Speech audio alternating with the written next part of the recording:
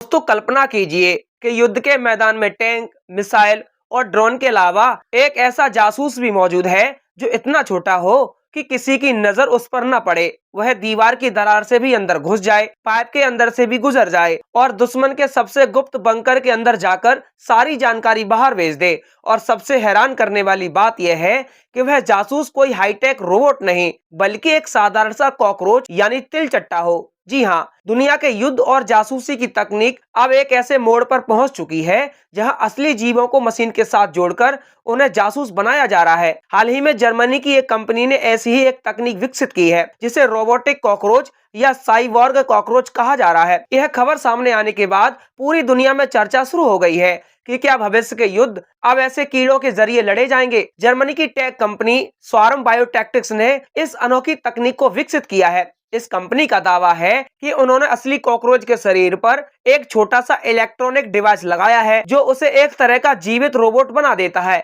यह छोटा सा डिवाइस कॉकरोच की पीठ पर बैकपैक की तरह लगाया जाता है। इस बैकपैक में micro camera, sensor, communication chip और एक छोटा सा कंप्यूटर सिस्टम लगा होता है। जैसे ही कॉकरोच किसी इलाके में जाता है, यह उपकरण आसपास की जानकारी रिकॉर्ड करता है और उसे वायरलेस नेटवर्क के जरिए ऑपरेटर तक भेज देता है। इस तकनीक का सबसे दिलचस्प हिस्सा यह है कि कॉकरोच को सिर्फ जानकारी जुटाने के लिए ही नहीं बल्कि उसे नियंत्रित भी किया जा सकता है। वैज्ञानिक कॉकरोच के नर्वस सिस्टम से जुड़ा एक माइक्रो इलेक्ट्रॉनिक सिस्टम लगाते हैं जो हल्के इलेक्ट्रिकल सिग्नल भेजता है। इन सिग्नलों के जरिए ऑपरेटर यह तय कर सकता है कि कॉकरोच किस दिशा में जाएगा, कब रुकेगा और कब मुड़ेगा। इसका मतलब यह है कि कॉकरोच पूरी तरह से स्वतंत्र नहीं रहता बल्कि वह आंशिक रूप से मशीन और मानव के नियंत्रण में होता है। यही कारण है कि इसे साइबॉर्ग यानी आधा जीव और आधा मशीन कहा जाता है। अब सवाल उठता है कि वैज्ञानिकों ने कॉकरोच को ही क्यों चुना। इसके पीछे कई कारण बताए जाते हैं। कॉकरोच बेहद मजबूत और टिकाऊ जीव होते हैं। वे बहुत छोटे छेद और दरारों में भी घुस सकते हैं जहां कोई ड्रोन या रोबोट नहीं जा सकता। इसके अलावा वे कठिन परिस्थितियों में भी जिंदा रह सकते हैं और लंबे समय तक बिना भोजन किए भी टिक सकते हैं। वैज्ञानिक ये भी मानते हैं कि कॉकरोच अपने शरीर पर लगभग 10 से 15 ग्राम तक का वजन आसानी से उठा सकते हैं। इसीलिए उनके ऊपर एक छोटा सा इलेक्ट्रॉनिक उपकरण लगाना संभव है। इस तकनीक का एक और महत्वपूर्ण पहलू भी है जिसे स्वार्म टेक्नोलॉजी कहा जाता है। इसका मतलब यह है कि एक या दो कॉकरोच नहीं बल्कि सैकड़ों कॉकरोच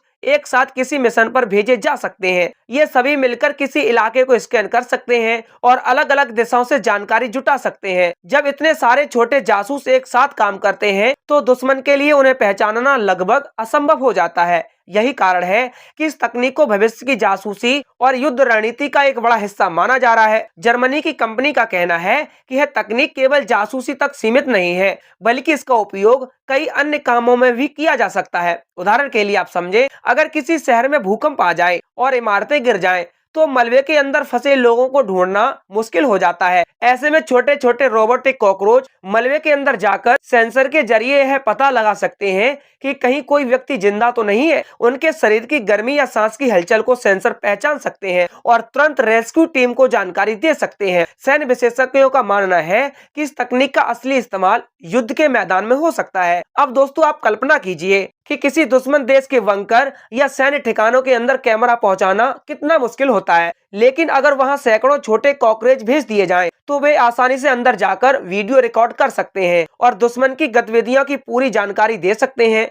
इससे युद्ध की रणनीति पूरी तरह बदल सकती है। रिपोर्ट्स के अनुसार इस तकनीक को लेकर यूरोप के कई सैन्य संगठन और रक्षा एजेंसियां रुचि दिखा रही हैं, खासकर नाटो जैसे संगठन इस तरह की तकनीकों को भविष्य की जासूसी प्रणाली के रूप में देख रहे हैं। हालांकि अभी यह तकनीक शुरुआती चरण में है और इसका व्यापक उपयोग शुरू नहीं हुआ है, लेकिन वैज्ञानिक लगातार इसे बेहतर बनाने पर काम कर रहे हैं। इतिहास में अगर देखा जाए तो युद्ध की तकनीक हमेशा बदलती रही है। पहले युद्ध तलवार और भाले से लड़े जाते थे, फिर बंदूक और तोप आई, उसके बाद टैंक और लड़ाकू विमान आए। पिछले 2 दशकों में ड्रोन तकनीक ने युद्ध के तरीके को पूरी तरह बदल दिया। अब बिना पायलट वाले विमान हजारों किलोमीटर दूर बैठकर नियंत्रित किए जा सकते हैं। लेकिन अब विशेषज्ञों का मानना है कि आने वाले समय में ड्रोन के साथ साथ वायु रोबोटिक तकनीक भी युद्ध का हिस्सा बन सकती है। वैज्ञानिकों के लिए तकनीक एक बड़ी उपलब्धि है, लेकिन इसके साथ कई नैतिक और सामाजिक सवाल भी जुड़े हुए हैं। कुछ लोग कहते हैं कि जीवित प्राणियों को इस तरह मशीनों में बदलना सही नहीं है। जानवरों के अधिकारों से जुड़े संगठन इस तकनीक पर चिंता जता रहे हैं। उनका कहना है